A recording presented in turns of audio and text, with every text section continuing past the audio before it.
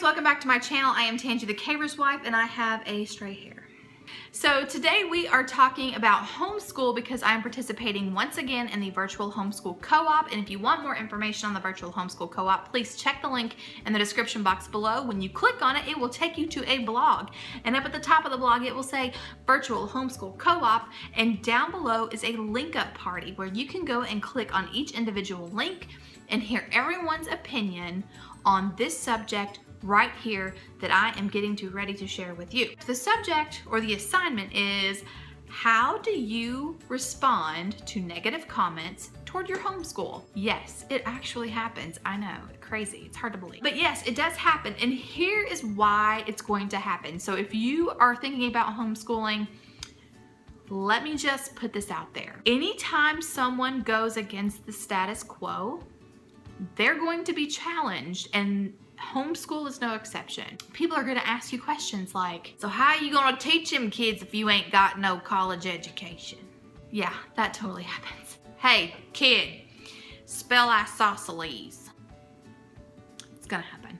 Not only will you be challenged, but so will your kids. It's crazy that people actually think that they have the right to question the intelligence of your children.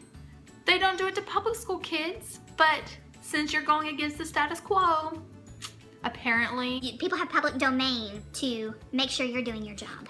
The thing is, when it comes to kids, just like in public school, you're gonna have kids that have weak areas and you're gonna have kids that excel in some areas. Just because my kid can spell isosceles, but they're not great at multiplication, doesn't mean that homeschool doesn't work. See what I'm saying?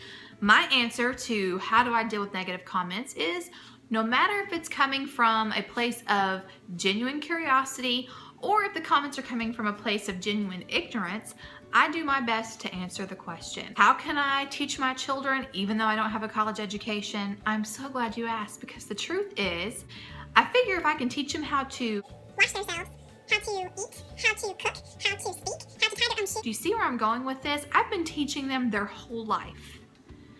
Why does it have to stop when it's time for them to start learning how to read?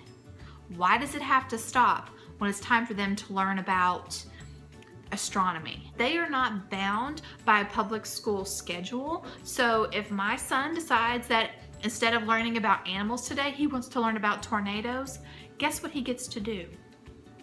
He gets to learn about tornadoes. It's a beautiful thing. So just get ready, parents, for those questions, and speak with love, because you're not going to convince anybody by being snarky back to them, even though it's so hard not to do. I will say though, if someone starts quizzing your kids to the point where like it's just downright silly, absolutely interject. Just be like, okay, that's kind of enough.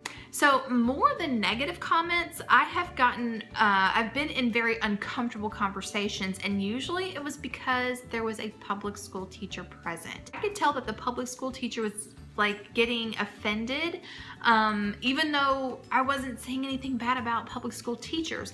If you are a public school teacher and you are talking to a homeschooler and they start talking about the public school system, just know that they are not talking about you. They are talking about the system. You are probably an excellent teacher. You are probably the best teacher, bar none, no questions asked, and you are probably even a Christian teacher that is not ashamed of the gospel, and you're not ashamed to share it when it is asked for.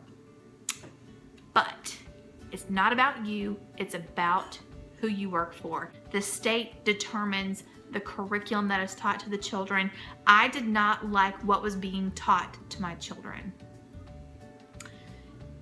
It's not that I didn't like who was teaching them, I just didn't like what they were being taught, and the teacher cannot control that. So it wasn't you.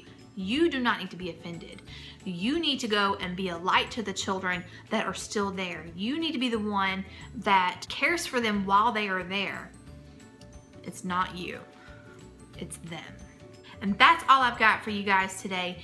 If you have any questions, please leave them in the comments section. I will answer them as I can. So don't forget to check out all of the other contributors to the Virtual Homeschool Co-op. When you go to the link, scroll on down a little bit and you will see all the links to the to the co-op, and it's awesome because you're not only going to get to hear my opinion, I think there's like 49 other opinions that you can hear on the subject.